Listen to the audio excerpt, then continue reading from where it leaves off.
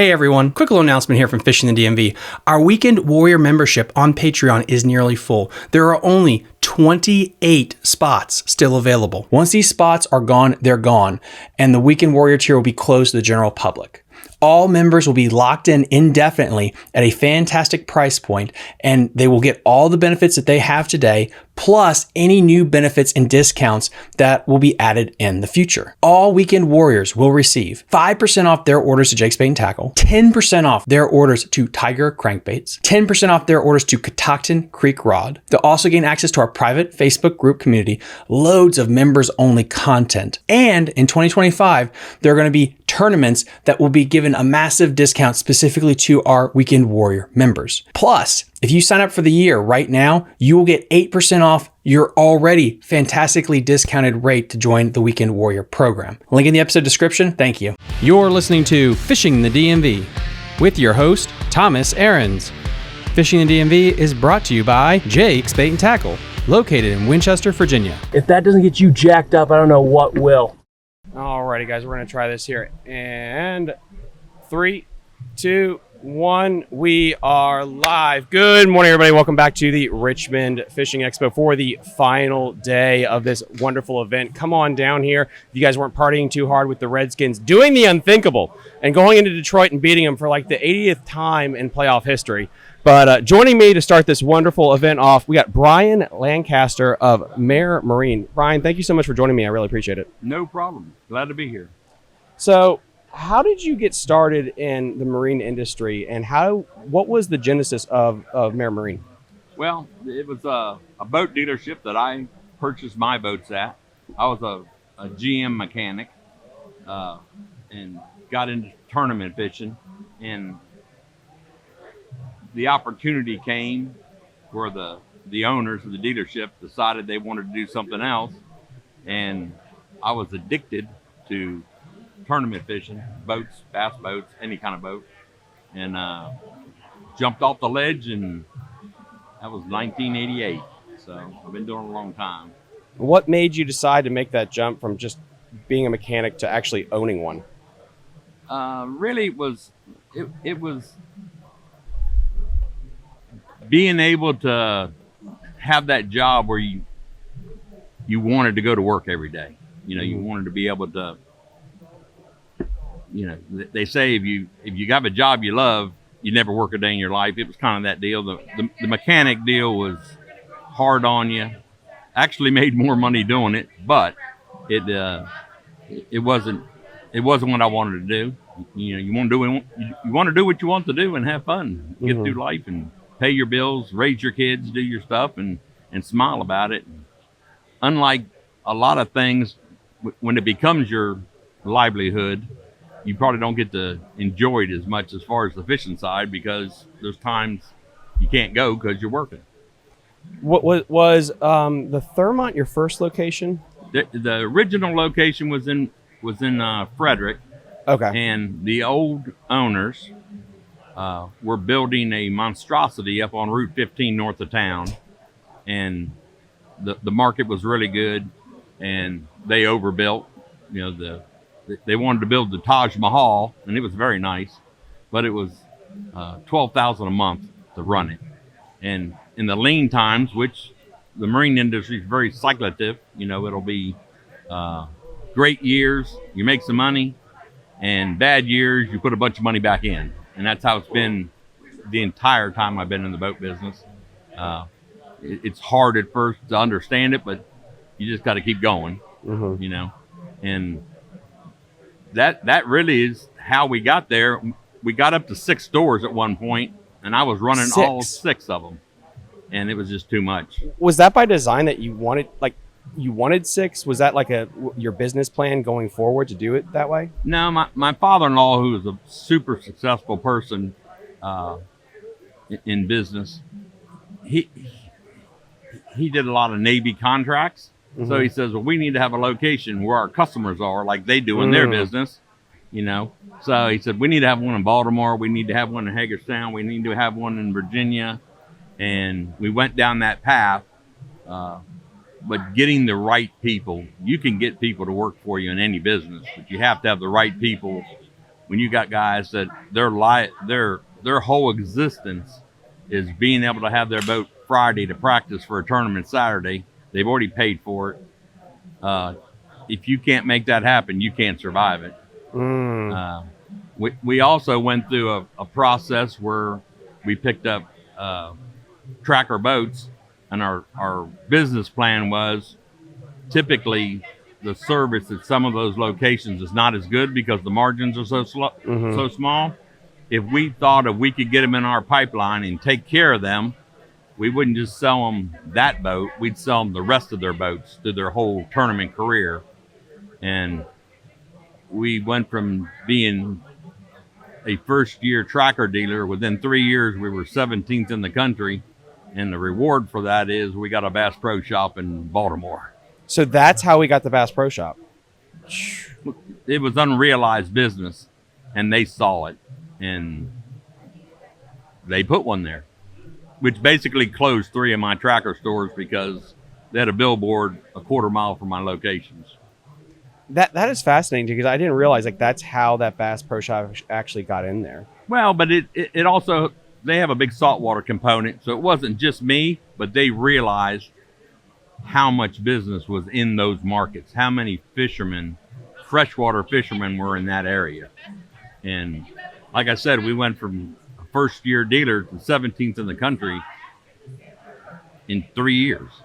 So that's a lot of boats. That's a lot of boats. That's a lot of boats. You know, so. And was that before, I guess, the Whitewater Marine started to purchase? Because I think I'm trying to like get straight. White River Marine. White River Marine purchased Triton and Ranger. Because what Yeah. years did that actually happen?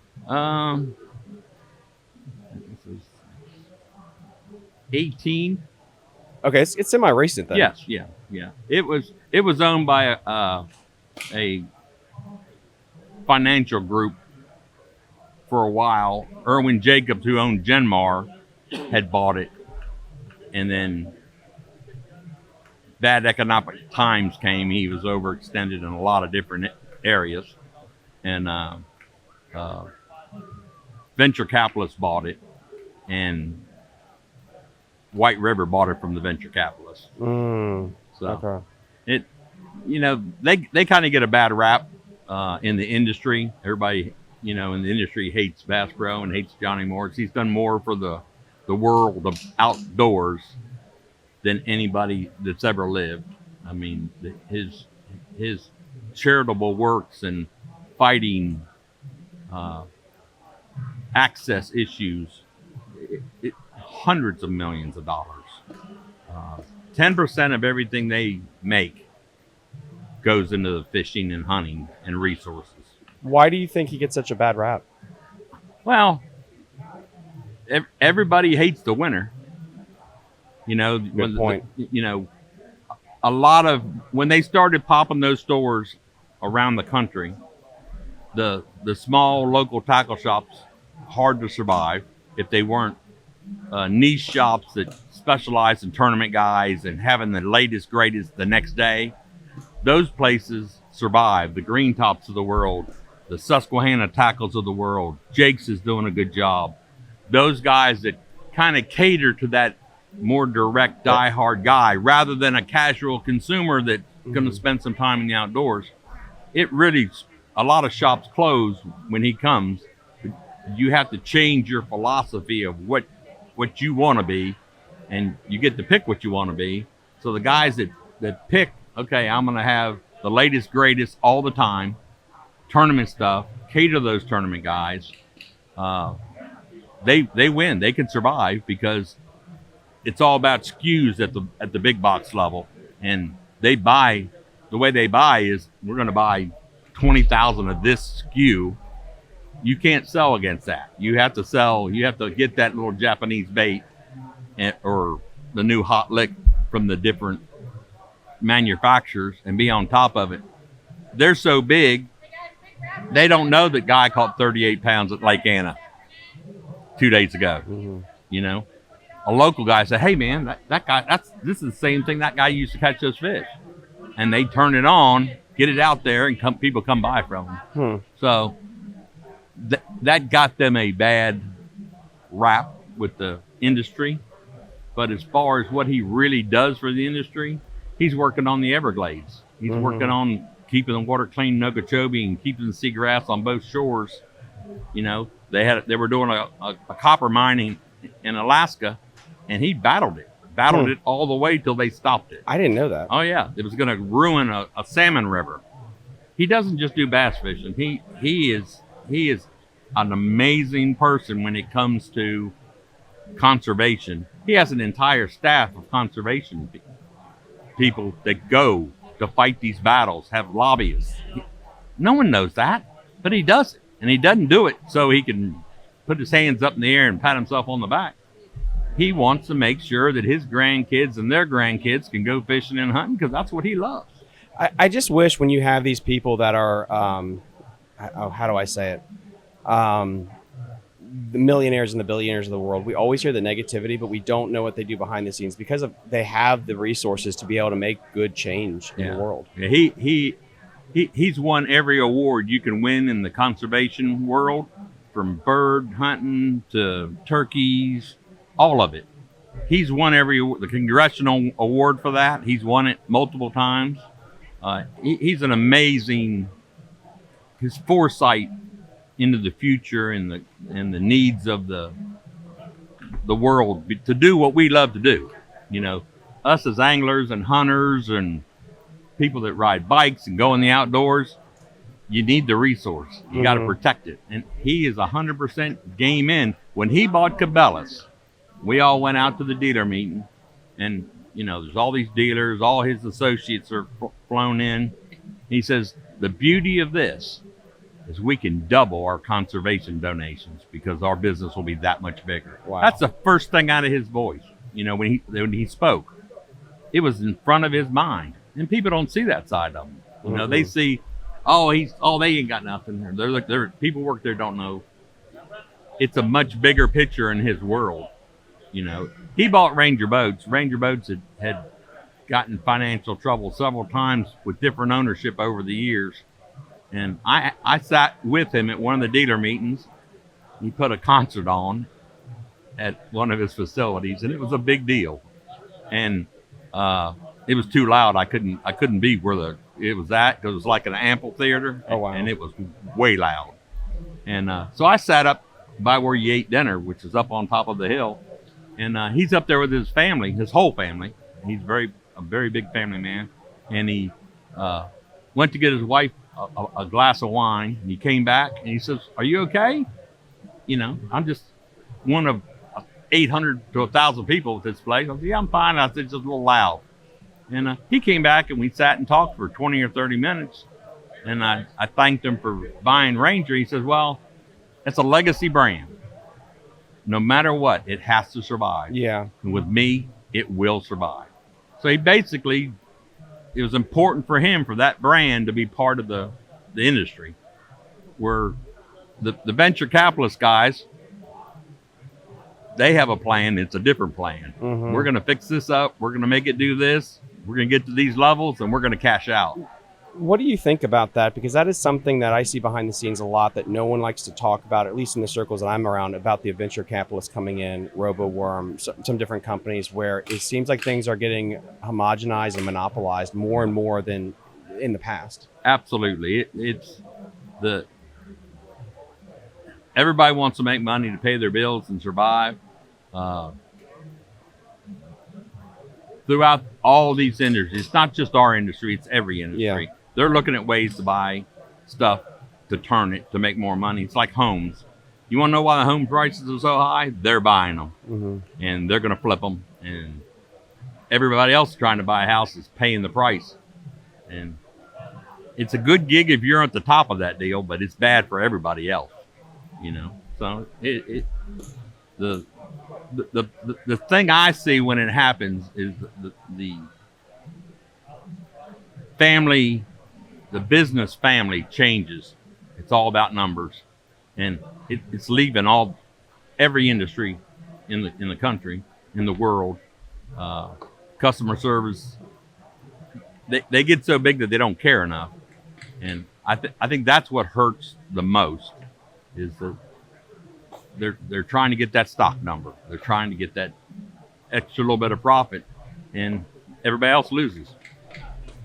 Is the rise in boating prices that you saw, and we'll just say like the COVID, like from COVID on, truck prices, everything skyrocketed, and I think that really comes down to the supply chain and the materials. Is that what you're seeing here, where it goes from, let's say 50,000 to, I mean, some boats look like it's the GDP of an African country, some of them. Is that mostly because of what happened with COVID, or is there other things? There's other factors. Material was a big problem. Aluminum boats was a huge problem. Aluminum was a big problem. Most of the aluminum in America comes from Brazil. Really? Yeah, absolutely. I didn't know that. And I was talking to a vendor that's he's involved with Coca-Cola. And for a while, you couldn't get Diet Coke in cans during COVID. Huh. Everybody was out. It was about the cans. It wasn't the Coke. They couldn't get the aluminum because Brazil had a very bad COVID experience, and they shut them down, so they had no aluminum. That's wild. Tracker boats quit building john boats for 3 years because you couldn't get, if you were going to get X amount of aluminum and you're going to make $75 on a john boat, or you could make $2,500 on a protein, which one are you using the aluminum for? So they quit making them. They're just now starting, but they've over doubled because aluminum's over doubled. You know, recycle aluminum during COVID was a big deal. You want to make some money? Go find you some cans. You could make some money. That is so fascinating to me. Like, you don't hear about this in the news. You don't hear about this in fishing magazines about, okay, yeah, we get all of our aluminum from freaking Brazil, and then follow that train all the way, and you're going to get to why your boat has doubled in price. Yeah, and that's not all of it. Yeah. Anglers' expectations of what they need has greatly changed. Everybody in the bass fishing industry knows what difficulties on the two sides of the forward searching sonar. You know, you have the traditionalists that spent 30 years learning how to fish, and they're against it because they can't use it.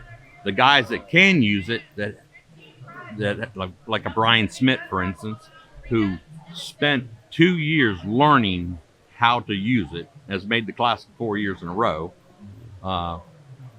He went all in. He says, if I'm going to keep doing this, I have to be able to fish this technique. And he achieved it. It worked. But there are guys that don't like it. I personally, Brian Lancaster, not Mare Marine, not Ranger Boats, Brian Lancaster, I look at a computer screen 8 hours a day. I go home and I look at my Facebook stuff and all that garbage, and the last thing I want to do when I get on my boat is stare at something.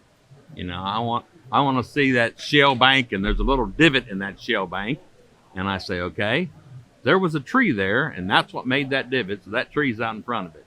You learn that over time. Mm-hmm. You go to Kerr and you see a clay bank, there's rocks in front of it. You see a sand bank, there's stumps in front of it. It's just how the world's built. You know, spent 50 years learning those things. If you grow up a river fisherman, you see the flow of the current and the bubbles turning and the eddies and the different things. It's that way everywhere. Wind causes current on lakes. Rivers have current. Saltwater, tide going in, it's all the same. You learn those things. When you turn that button on that little machine and it starts doing this, it's a different thing. And it's the future. Is it right? Is it what we need to do? It's not as much fun to watch on TV as far as I'm concerned. Mm-hmm. But we're selling trackers, and guys are putting $5,000 units on the front with forward searching. They'll never learn to use it. Most of them can't. Didn't help them because they won't invest. And what it is investing time, not catching fish and enjoying yourself to learn how to catch fish down the road. And I think that's why we give young anglers such a bad rap. But there's two things that really, I think, came together, which is the rise of high school and college fishing, to where you have young ones that can network. I mean, I fished for Shenandoah University for 2 years, and you can go travel and hit all the best lakes with your friends for 4 years, let's say, in college, when you didn't have that. And then plus, you're giving these kids with the time, the technology, they don't have a full-time job, some of them, and you can just learn it. So by the time you get out of college, of course you have a huge advantage because you have those 4 years on the big lakes learning this new technology. But is that what you want to do? And that's a good question. That's the beauty of fishing. You know, it can be a grandfather taking their grandkid out to catch perch, crappie, whatever, and have a great time. It's the beauty of this sport is you can do it at whatever level you want to do it at. If you want to be a tournament angler and strive to be somebody and have that competition, the competition is what got me when I got into it. The first tournament I ever fished, I won, and it ruined me. It cost me millions, literally millions of dollars. It's still costing me money, but it's what I like. You know, I'm also an avid saltwater angler, and you do what you do. Some guys play golf. Some guys go to bars and chase women and drink. I fish. Yeah, you've been a Key West aficionado for a long time. Very passionate about that place, right? Fly fishing for tarpon, in my opinion, and I fish for a lot of fish, even around the world some. That is the most hand-to-hand combat there is on earth. The fish has all the advantage. I don't even care if I catch one. If I feed one and make it jump and he jumps off, I am just as happy. There are days I've never made a cast, but I enjoyed watching and learning from the fish because those fish are individuals, and it's spectacular, and you're doing it in the most beautiful places in the world. You know, if you've ever been to the Keys on the ocean side when the water's calm and crystal clear, and a 7-foot long 150-pounder swims by, and it's awesome. And then a sea turtle pops up or a starfish is crawling on the bottom. It's just a beautiful sport. You know, that movie, The River Runs Through It, changed fly fishing forever. Not necessarily for the better, but it was being in the most beautiful places. You know, you go to Kerr, a place I love to go, and you hear a turkey up in the woods, and you see a deer come down with its fawn to get a drink. There's more to it than catching a fish. And I think that's the beauty of the sport is whatever level you want, you can enjoy it. To me, personally, I don't need to catch one so bad that I need to look at the screen all day. If I don't catch them and I got to see a deer drink and heard a turkey and I caught me a few where I thought they'd be, not where I know they are, I got what I needed out of it, you know. And everybody has their own opinion. It's pretty heated right now with all the tournament organizations and anglers fighting against each other about it, but they just need to pick their path and do what makes them happy so they can get through it. Last thing I really wanted to bring up, because I know you're pinched for time to get back to your section, the kayaks. I remember some of the first, I think, Hobie kayaks I ever saw was in your store way back when. Is that something where it's going to, do you see boat companies starting to invest more and more into kayak companies? Because I know like Torquedo was bought out by a big motor dealership, because it seems like they're here to stay, the kayak world. They definitely are. We were in a bad position. We had the market area in Thurmont when we had that location, and we had Hobies there, and we sold them all over Virginia, Pennsylvania, Maryland. And now that we're down to just the Virginia store, someone has that territory already, north of us and south of us, so we can't sell them. The kayak market is super viable. It's used for multiple user groups. You have the bird watchers like it. It's quiet, it's stealthy, they can get around. Some people hunt at them, a lot of people fish out of them. Some people use them for exercise. You know, you can sit in your bedroom and watch TV and have a rowing machine, or you can go out and do the same thing and get to see the world and be out in the beauty. You know, so I know Bass Pro has spent a lot of money with their brands, expanding it. I think it'll continue to go. They're easy to stow. You can put them on a small car. They're around forever, you know. And again, you can do it to whatever level you want. There's guys that have 15,000 hours in a kayak, real life. Don't have to. You know, you don't. Yeah. But a lot of guys have forward search and stuff on it, you know. What's the biggest tarpon you ever caught? We'll end with that. On a fly, 150 pounds. Good Lord. Yeah. What's the biggest one on regular tackle? Probably 130. That's not bad. Yeah. if you're into that stuff, any tarpon's a good tarpon. I have a house in the Keys. My wife bought me 20 years ago, and I spent Christmas week replacing lights on my dock so the tarpon could see the bait fish coming through the bridge better. And they weren't there because the lights weren't working. I fixed the lights, took one day, and there were like 8 of them sitting at the dock. Dude, you're living the dream down there. I just don't get to go there because I work. But that's the problem. Is work gets in the way of the fun. I do have a camera. I can watch it from Leesburg on the camera, so that's pretty cool. Do you have any bucket list fly fish like things? Last question there, but do you have any bucket list fly fishing things you want to do? Yeah, I want to catch a sailfish.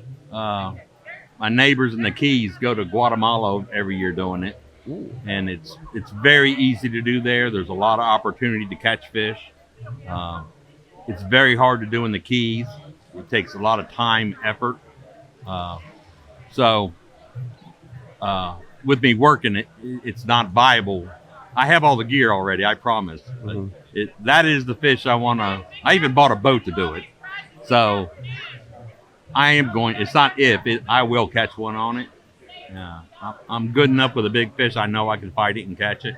They don't fight like a tarpon. They jump. They look pretty, but they're not mean like a tarpon is. No, not at all. I've caught a lot of sailfish, all different ways, except that way. But that's just my bucket list fish. You know, I've been to the Amazon, caught an 18-pounder on a fly. It was great. But that trip is hard. That's a hard trip. It's hard on you physically. Everybody gets sick. It's just how it is. If you go there, that's part of the gig. But yeah, I'll have my sailfish on a fly at some point, I promise. Brian, I really appreciate you taking some time out of your schedule. This has been like 2 years I've been trying to get him on. If people want to go pick up a boat, where can they do it? We're in Fredericksburg, just north of Fredericksburg on Route 1, Maribaquia. We sell, Rangers, Bass Cats, Phoenix, Nitros, Sun Trackers. We don't do a lot of Sun Trackers. We're a bass boat place. We're all bass boat guys, and tracker boats. Company's been around since '68. I've owned it since '88. At some point, I'm going to leave and go fishing, but hopefully somebody will take my place there so they can keep taking care of customers. Thank you so much for coming on. I really appreciate this. Guys, I hope you learned something about the history of the bass boat industry and how Bass Pro Shop came to Virginia. We're going to take a short commercial break here. Maryland. My apologies. Yep. I'm having a stroke. The Baltimore Bass Pro Shop. We're going to take a short commercial break, and we'll be back with our next guest here live from the Richmond Expo. Thank you. You're listening to Fishing the DMV with your host, Thomas Ahrens.